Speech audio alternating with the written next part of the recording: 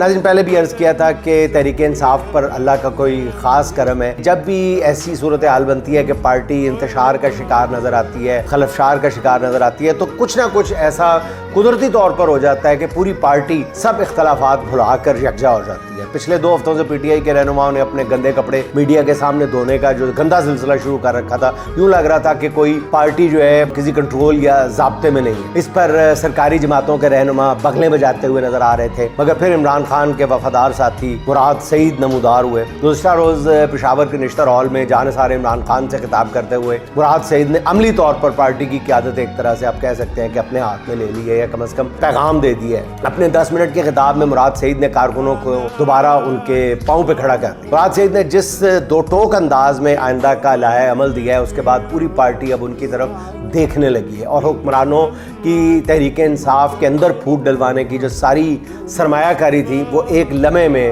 Time fish ہو گئی. اب مراد سعید کا سوشل میڈیا پر خطاب سنتے ہی پورے خیبر پختونخوا میں تحریک انصاف کے کارکن سڑکوں پہ نکل آئے. کراچی میں بہت بڑی ریلی نکالی گئی. عوامی سطح پر بالکل ماحول بدل کے رہ گیا.